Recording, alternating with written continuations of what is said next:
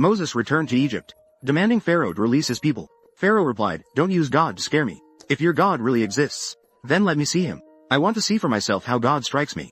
Moses saw, "You have such a demand. Then how can I not meet your request? After all, I am also a chosen one." So with God's help, Moses unleashed the 10 plagues, and killed Pharaoh's son.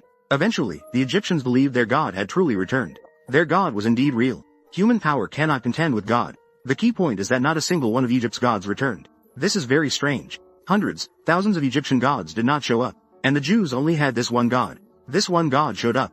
This thing, he can't deal with anyone. So Pharaoh had no choice. He released Moses' people. Moses led his people on Mount Sinai, and renewed the covenant with God with the 10 Commandments, bringing the sacred Ark of the Covenant to once again head towards the Promised Land. Unfortunately, he did not reach the destination, and Moses ascended to heaven. He entrusted all his tribes to Joshua. The story that followed. We have detailed explanations in the videos about the Ark. That cover, how the Red Sea was parted, and how the angel's trumpet was sounded to shatter the walls of Jericho, among other events. Everyone can just look it up. Fast forward 100 years after Joshua's death. At that time, the 12 tribes of Israel were surrounded by enemies. Foreign invaders frequently attacked them. Due to the absence of Moses and outstanding leaders like Joshua, the Israelites were bullied to no end. God seemed to be missing during those 100 years. Until one day, God returned.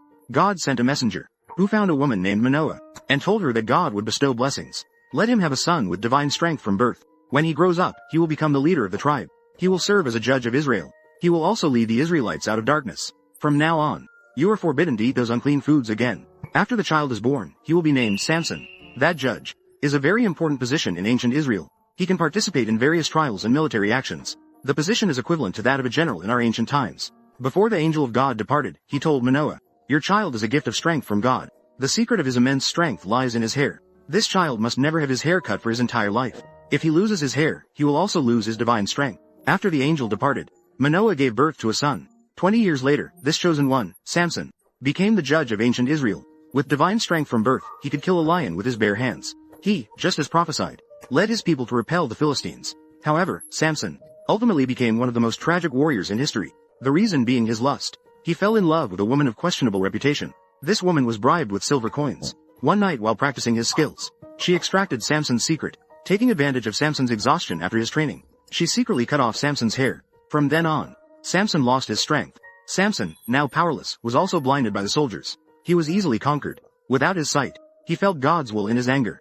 God restored his strength. He collapsed the stone pillars, and brought himself and his enemies to their ends. After that, the first king in Israel's history emerged. His name was Saul. Saul was elevated by the then judge Samuel. He became the first leader of ancient Israel. Under his leadership, the united Israel proactively launched an attack against the Philistines, and achieved final victory. Once, Samson drove away the Philistines, while Saul defeated the Philistines. Thus, as Saul gained power, he began to grow arrogant. He no longer obeyed the commands of Judge Samuel. Even Samuel invoked God's will. Yet Saul still acted on his own. His conflicts with Samuel grew increasingly severe. Eventually, Samuel also turned away from him. At this time, God delivered a new command, instructing Samuel to go to Bethlehem, to seek a new heir to the throne. As a result, there, he encountered a shepherd boy named David. He approached David and said, "Your arrival signifies that the Israeli monarchy is about to change. God wants you to be prepared. You are about to be the brightest new star on the throne." As a result, David was undefeated after joining the army. He forged ahead through every obstacle. He gained the love of the people. His voice was louder than that of the reigning king Saul. Saul was also afraid of losing his throne. He then began to plot to kill David. As a result, David escaped with the help of Saul's daughter. He managed to escape successfully. When Saul saw that his daughter had betrayed him, he became furious and slaughtered all the priests. He spared not a single one. Soon after, Saul led his troops into battle. Without the priests' assistance, Jehovah could not issue tactical commands accurately. His warrior David had also defected. With no one left to use, Saul ultimately died on the battlefield. David also became the second king of ancient Israel. However, David's personal life was also quite intense. According to records, he had 8 wives and 11 sons. Among them, one wife was extremely important, called Bathsheba.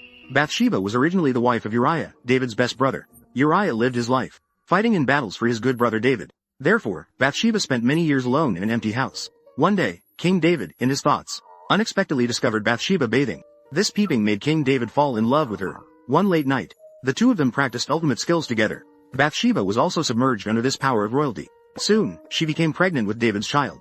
But such things must definitely not be discovered. Especially, it must not be discovered by God. So, David came up with a plan. He called back his good brother Uriah, who was fighting outside the city. He said to Uriah, "You have been fighting outside for a long time. Your wife is alone in an empty house. This is not right. tonight, you should treat your wife well. As a result, Uriah was a particularly upright man. He believed that cultivating practices with his wife during wartime would anger God, thus leading to the defeat in battle.